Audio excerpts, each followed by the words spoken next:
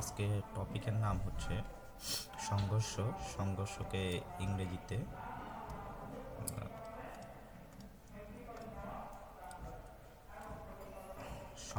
সংঘর্ষকে ইংরেজিতে বলে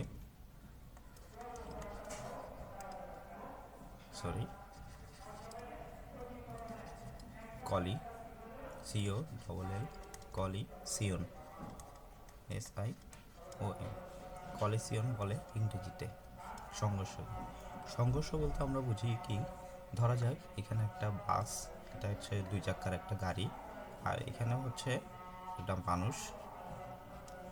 ধরা যাক গাড়িটা এদিকে যাচ্ছে, মানুষটা কি করছে, এদিকে যাচ্ছে। এখন কি করলো, গাড়িটার বেগ ধরা গেল 5 ms/1, আর মানুষটার বেগ হচ্ছে 1 ms/, মানুষটার বেগ হচ্ছে 1 ms/1। আর ওরা যে পথে যাচ্ছে সেই পথটা হচ্ছে একেবারে সোজা পথে। এখন কি করলো, মানুষের যেহেতু বেগটা কম, গাড়িটা কি করলো, 5 সেকেন্ডে ভিতরেই এই মানুষের কাছাকাছি, মানে একেবারে নিকটবর্তী স্থানে চলে আসলো। বলতে গেলে ও ধরি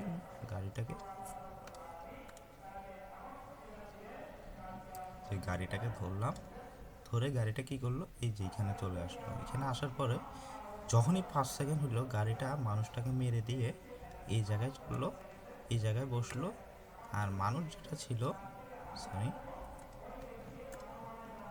আর মানুষ যেটা ছিল, মানুষটা কি করলো, এইখানে যায় উপরে গিয়ে আকাশে উড়ে গিয়ে বসলো, উড়ে এসে জুড়ে বসে গেল। এটাকেই এক প্রকার সংঘর্ষ বলতে পারবো আমরা। এখন এখন তো বিভিন্ন চিত্রের মাধ্যমে দেখালাম, বিভিন্ন কথা বললাম। এখন সোজা বাংলায় বলি। সোজা বাংলায় বলতে গেলে কি, যখন দুইটা বস্তু পরস্পরের নিকট যখন কোনো বস্তু হইতে হবে, 2টা বস্তুও হইতে পারে, 3টা বস্তুও হইতে পারে, এটা 4টা বস্তু হইতে পারে, বা 4 জনের ভিতরেও সংঘর্ষ হলো, এটা কোনো ডিপেন্ড করে না কয়টা বস্তু আছে আর কি। আচ্ছা, ঠিক আছে। বলছে কি, যখন 2টা বস্তু পরস্পরের নিকটে এসে স্বল্প সময়ের জন্য, এই যে দেখালাম না 5 সেকেন্ড একেবারে অল্প সময়, চোখের পলকে যাবে 5 সেকেন্ড, স্বল্প সময়ের জন্য একে অপরের বড় বলের প্রয়োগ করে। বড় বল, এই যে ট্রাক যেটা, ওর ওজন আর মানুষের ওজন, ওটা কি সমান, নাকি কার ওজন বড়? অবশ্যই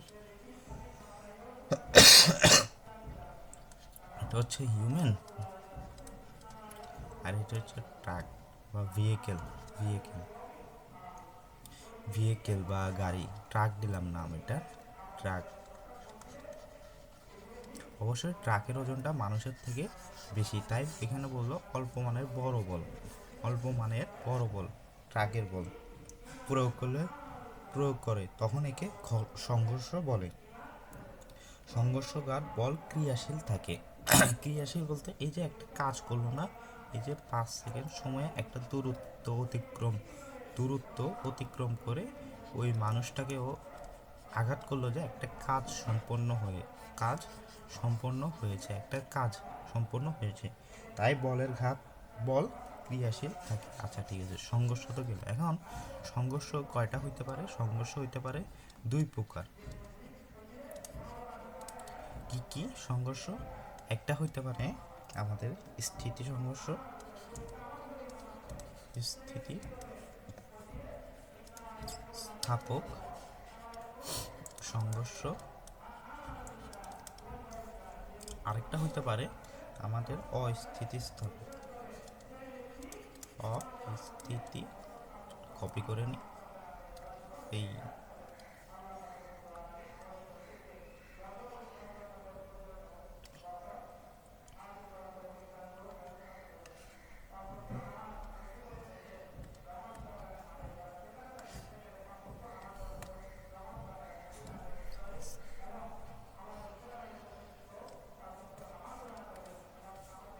অস্থিতিস্থাপক সংঘর্ষ।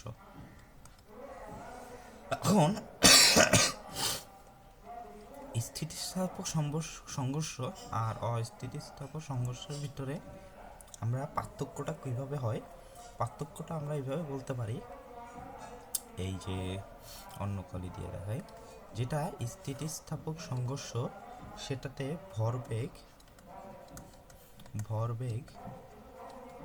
ভরবেগ যেটা পি ইকুয়াল টু এমভি, মানে ভর ইন্টু বেগের গুণফলকে ভরবেগ বলা হয় আর কি। আর গতিশক্তি আরেকটা কি, আরেকটা হচ্ছে গতিশক্তি। গতিশক্তি কি,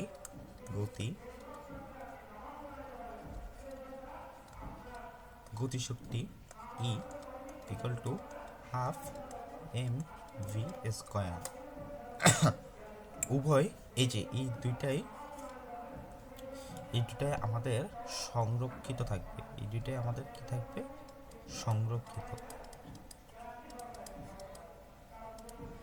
এই দুইটাই আমাদের সংরক্ষিত থাকবে। আচ্ছা ঠিক আছে, এখন অস্থিতিস্থাপক সংঘর্ষ এটাতে কি হবে, আমরা তো বুঝলাম স্থিতিস্থাপক সংঘর্ষ দেখাইলাম, এখন অস্থিতিস্থাপক সংঘর্ষতে কি ঘটবে, আসলে এটা কি ঘটবে আসলে দেখাই।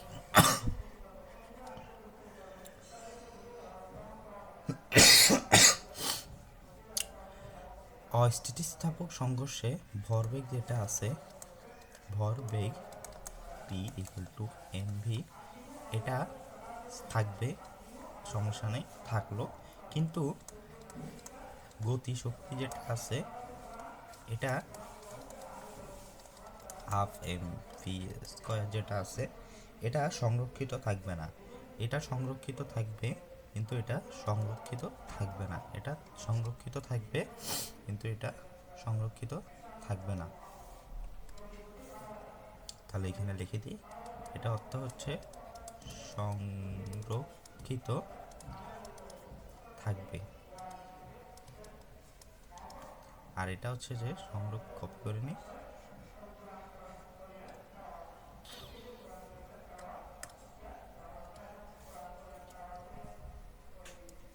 এটা বলতে বুঝাইছে কি আমাদেরকে, এটা বলতে বোঝায় যে সংরক্ষিত থাকবে, আর এটা বলতে বোঝায় যে আমাদের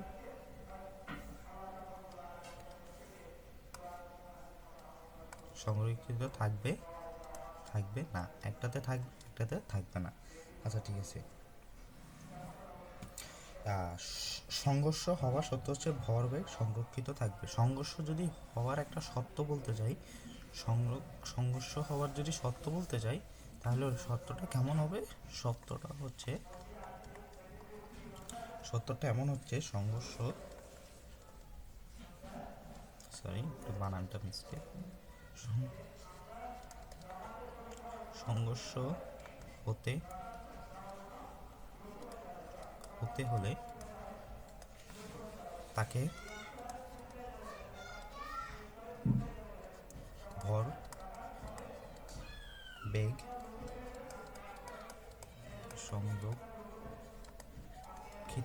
সংরক্ষিত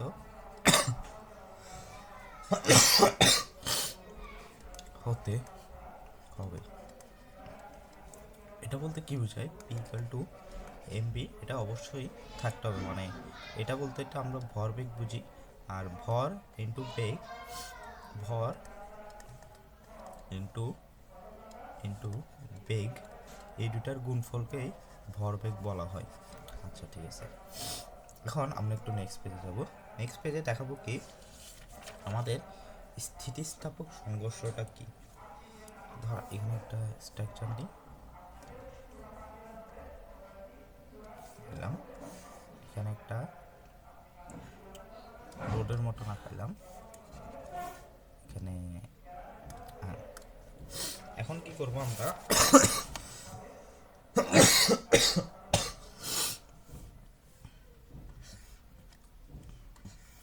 এখানে একটু কেস দেখার চেষ্টা করব,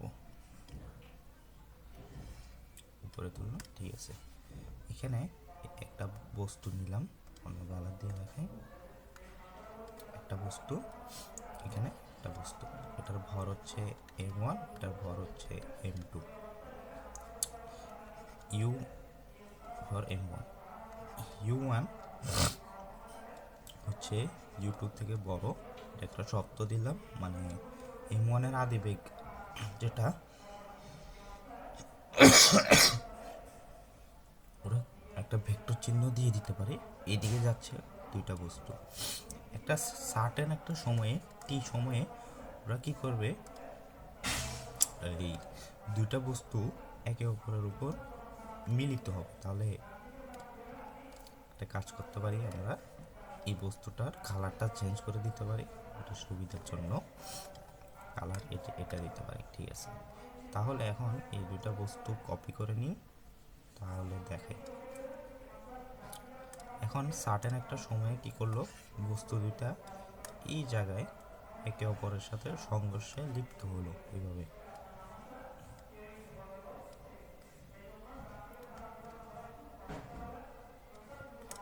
একটা সময়ে এই যে এটা যেটা দেখালাম,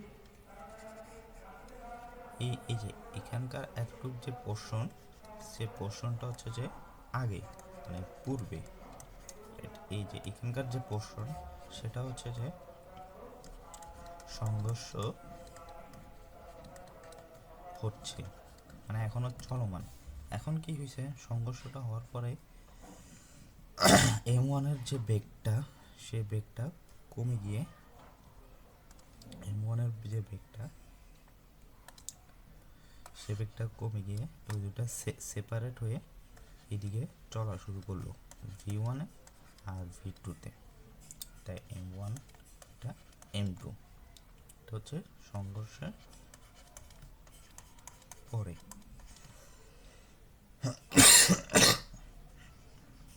এখন এটা যেহেতু একটা স্থিতিস্থাপক সংঘর্ষ আমরা বলেই দিছি, তাহলে এখানে ভরবেগ দুইটা জিনিস থাকবে, একটা হচ্ছে ভরবেগ সংরক্ষিত থাকবে, আর একটা হচ্ছে গতিশক্তি সংরক্ষিত থাকবে। এখন ভরবেগ যদি সংরক্ষিত থাকে তাহলে এটার আমরা ফর্মুলাটা এইভাবে লিখতে পারি, m1 u1 plus m2 u2 equal to m1 v1 plus m2 v2। এখন এটা গেল ভরবেগ। এখন যদি গতিশক্তিটা বের করতে যাই, গতিশক্তিটা এইভাবে হবে হাফ m1 u1 আদি প্লাস হাফ m2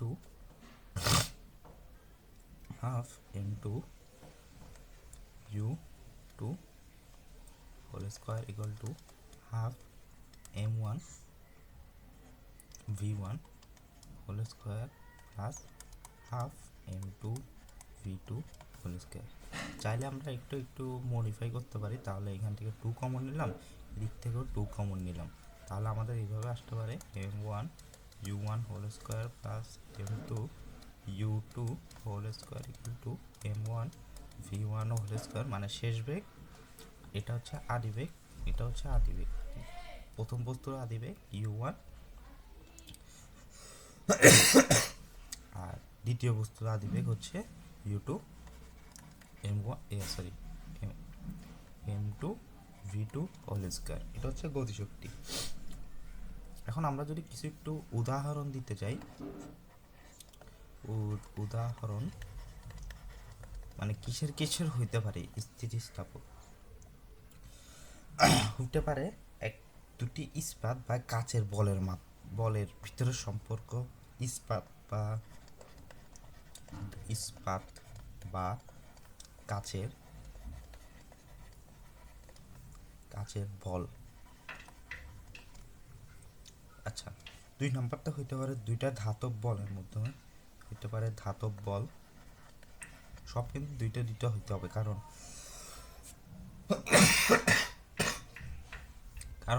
আমি দুইটা বস্তুর জন্যই ইকুয়েশনটা দেখাচ্ছি আর কি। দুইটা ধাতব বল, ই বল বলতে বোঝায় যে ই এফ, ঠিক আছে। এখন মার্বেল হইতে পারে, 4 নাম্বার যেটা একটা ধাতব বল মানে একটা লোহার বল, আরেকটা হচ্ছে একটা মার্বেল হইতে পারে একটা ধাতব বল ও একটা মার্বেল বলের মধ্যে। আচ্ছা ঠিক আছে, আমরা তো এখন দেখাইলাম কি আমাদের এই যে এটা যেটা দেখাইলাম সেটা হচ্ছে যে আমাদের স্থিতিস্থাপক সংঘর্ষের ক্ষেত্রে দেখালাম। স্থিতিস্থাপক সংঘর্ষের ক্ষেত্রে আমরা এই যে এই একটা ফর্মুলাটা করলাম। এখন আমরা যদি অস্থিতিস্থাপক সংঘর্ষের জন্য যদি বের করতে যাই, ওটা চিত্র দিয়ে আর দেখানো লাগবে না, ওদের ভরবেগ সংরক্ষিত থাকবে। কিন্তু ভরবেগ সংরক্ষিত থাকবে কীভাবে যাবে, যখন অস্থিতিস্থাপক হবে তখন কি করবে, দুইটা বস্তু একসাথে একই বেগে, শেষ বেগ কী হবে, একই হবে। তার জন্য ডাইরেক্ট ফর্মুলাটা লিখে দিই, অস্থিতিস্থাপক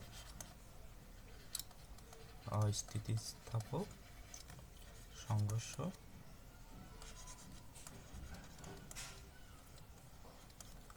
অস্থিতিস্থাপক সংঘর্ষের ক্ষেত্রে ভরবেগের এরকমটা হবে, ভরবেগের পরিবর্তনটা এরকম হবে। সেটা হবে কি m1 u1 plus m2 u2 equal to m1 plus m2 v। v বলতে কি বোঝায়, মিলিত বেগ,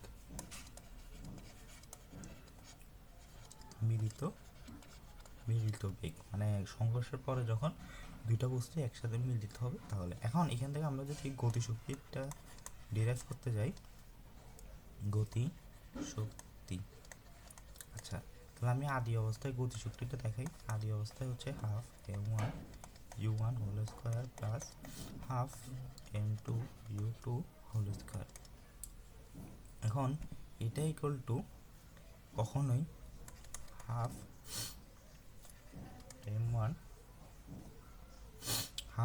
m1 plus half m2 whole V square কখনোই সম্ভব হবে না। ওই জন্যই বলে এই অস্থিতিস্থাপক সংঘর্ষে ভরবেগ সংরক্ষিত থাকলেও অস্থিতিস্থাপক সংঘর্ষেও ভরবেগ পিটা যদি সংরক্ষিত থাকে, ই মানে গতিশক্তি, এটা কখনোই সংরক্ষিত থাকে না। এটাই হচ্ছে আমাদের মেন। এখন একটা সুন্দর একটা জিনিস দেখবো, সেটা হচ্ছে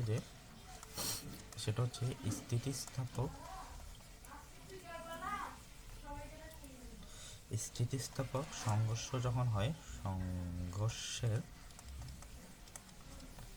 সংঘর্ষের পর বস্তুদ্বয়ের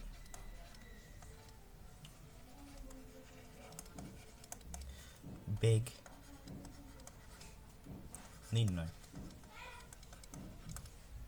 এই যে আমরা যে একটু আগে দেখালাম দুইটা বস্তু একটা পোর্শনে যাচ্ছিল, এইখানে যায় একটা বস্তু মিলিত হওয়ার পরে দুইটা আলাদা হয়ে গেছে, এইদিকে একটা বেগ অর্জন করছে, একটা v1 বস্তুর জন্য, আরেকটা হচ্ছে v2 দুই নম্বর বস্তুর জন্য যে একটা বেগ অর্জন করছিল। এখন এই যে আমরা এই v2টাই মেইনলি বের করার চেষ্টা করবো আর কি। এখন v2টা যদি বের করতে যাই তাহলে অনেক সূত্র ডেরিভেশন করতে হবে, আমি একেবারে ডাইরেক্ট সূত্রই দেখাই দিচ্ছি। ডাইরেক্ট সূত্রটা কি, ডাইরেক্ট সূত্রটা হচ্ছে আমরা যদি প্রথম বস্তুর বেগটা বের করতে যাই তাহলে আমার জিনিসটা এরকম হবে। সেটা হচ্ছে প্রথম বস্তু মাইনাস দ্বিতীয় বস্তু, নিচে হবে প্রথম বস্তু যোগ দ্বিতীয় বস্তু ডিভাইডেড বাই u1 প্রথম বস্তু আদি বেগ প্লাস ব্র্যাকেট ইনভার্স 2 m1 নিচে হবে m1 plus m2 divided bracket u2। V এর মতন লাগতেছে, এটা হবে u2 দ্বিতীয় বস্তু শেষ বেগ। এটা গেল প্রথম বস্তু শেষ বেগের। এখন যদি দ্বিতীয় বস্তুর শেষ বেগটা বের করতে চাই তাহলে হবে তাহলে এটা এরকম হবে v2 ইকুয়াল টু হবে এখানে নিচে আগে দিব m1 প্লাস প্লাস m2। এখানে কি হবে তাহলে? এখানে হবে u2। এখানে যখন u1 দিছি v1 এর তাহলে এখানে কি হবে? এখানে হবে m2 মাইনাস m1।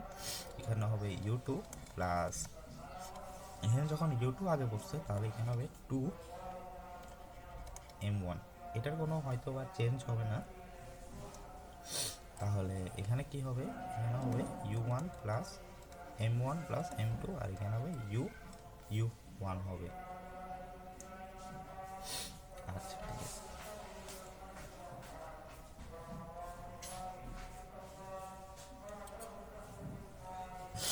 এটাই ছিল স্থিতিস্থাপক সংঘর্ষে পরে দুটা বস্তুর বেগ নির্ণয়। আর কি দেখানো যায়? এরপরে কিছু ম্যাথ দেখাবো আর কি।